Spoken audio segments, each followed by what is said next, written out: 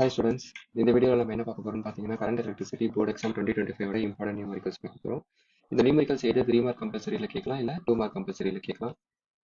வாங்க ஸ்டார்ட் பண்ணலாம். நம்மளுடைய ஃபர்ஸ்ட் கொஸ்டின் பார்த்தீங்கன்னா a copper wire of cross sectional area 0.5 millimeter square carries a current of 0.2 ampere.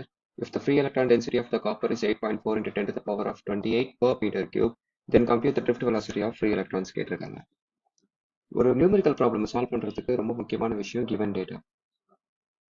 கொடுத்துருக்கிற datas எல்லாத்தையும் எடுத்து எழுதிக்கணும். என்னென்ன டேட்டா கொடுத்துருக்காங்க? கிராஸ் செக்ஷனல் ஏரியா, அதை நம்ம எப்படி எடுத்துக்க போகிறோம்? ஏ, அது எவ்வளோ கொடுத்துருக்காங்க? 0.5 மில்லிமீட்டர் ஸ்கொயர். எப்பவுமே ஒரு ப்ராப்ளம் சால்வ் பண்ணும்போது எல்லா யூனிட்ஸுமே எஸ்ஐ யூனிட்ஸில் இருக்கும். மில்லிமீட்டர்ன்றது எஸ்ஐ யூனிட் கிடையாது.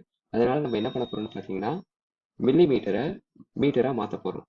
இப்போ ஒரு millimetre 10 to the power of -3 மீட்டர்னா அப்போ 1 மில்லிமீட்டர் ஸ்கொயர் எவ்வளோ இருக்கும்? 10 to the power of -3 the whole square metre ஸ்கொயர்னு இருக்கும். அப்போ அந்த 10 to the power of -3 the whole square simplify பண்ணால் 10 to the power of -6 metre ஸ்கொயர்னு மாறும். இப்போ ஒரு millimetre square is equal to 10 to the power of -6 metre square. அப்போ ஏரியா எப்படி இருக்குன்னு பார்த்தீங்கன்னா 0.5 into 10 to the power of -6 metre square. Millimetre இருந்த ஸ்கொயர்ல மில்லிமீட்டர் ஸ்கொயர் இருந்த இடத்துல 10 to the power of -6 metre square மாத்திட்டேன். அதுக்கப்புறம் என்ன கொடுத்துருக்காங்க பார்த்தீங்கன்னா கரண்ட் என்ன எடுத்துக்கிறோம்? ஐ இவ்வளோ கொடுத்துருக்காங்க 0.2 ஆம்பியர். அதுக்கப்புறம் எலக்ட்ரான் டென்சிட்டி அது வந்து n நம்ம எடுத்துக்கிறோம்.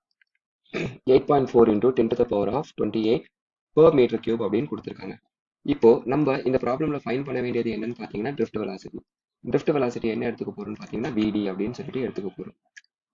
drift velocityக்கும் கரண்ட்டுக்கும் நடுவில் ஒரு ரிலேஷன்ஷிப் இருக்கு. ஸோ ரிலேஷன்ஷிப்ன்றது என்னன்னு பார்த்தீங்கன்னா ஒரு formula. So relation between I and vd அப்படின்னு சொல்லலாம் இந்த இடத்துல. அது என்ன ஃபார்முலான்னு பார்த்தீங்கன்னா I is equal to n times E times A times VD அப்படின்னுவாங்க. அதாவது current is equal to electron density times charge of the electron times area of cross section times drift velocity. So இதுல இருந்து நம்மளுக்கு drift velocity வேணும்னா மற்ற எல்லா டேர்ம்ஸும் இந்த பக்கம் கொண்டு வரும். கொண்டு வந்தா என்ன ஆகுதுன்னு பார்த்தீங்கன்னா I divided by n times E times A. இப்போ நம்ம என்ன பண்ண போறோம்னா plugging the known values. தெரிஞ்ச எல்லா கொடுத்துருக்கிற வேல்யூஸ் எல்லாத்தையும் என்ன பண்ண போறோம்னு பார்த்தீங்கன்னா இதுல plug பண்ண போறோம்.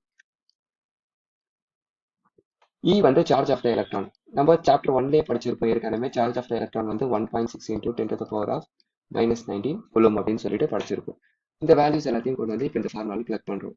I வந்து 0.2, n வந்து 8.4 into 10 to the power of 28, charge of the electron வந்து 1.6 into 10 to the power of -19, cross sectional area 0.5 into 10 to the power of -6. இப்போ இந்த எல்லா வேல்யூஸையும் கால்குலேட் பண்ணீங்கன்னா உங்களுக்கு drift velocity எவ்வளவு கிடைக்கும்னு பார்த்தீங்கன்னா 3 into 10 to the power of -5 metre per second. எப்படி மீட்டர் per செகண்ட் வந்ததுன்னு பார்த்தீங்கன்னா வெலாசிட்டியோடைய SI யூனிட் வந்து மீட்டர் per செகண்ட்.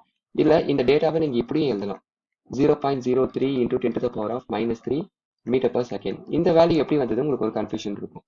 ஸோ இப்போ 0.03ன்றது ஷார்ட்டா எப்படி எழுதலாம்? 3 into 10 to the power of -2 அப்படின்னு எழுதலாம். ஸோ அதை அப்படி எழுதலாம். அப்போ 0.03 இருக்கிற இடத்துல என்ன பண்ணலாம்னு பார்த்தீங்கன்னா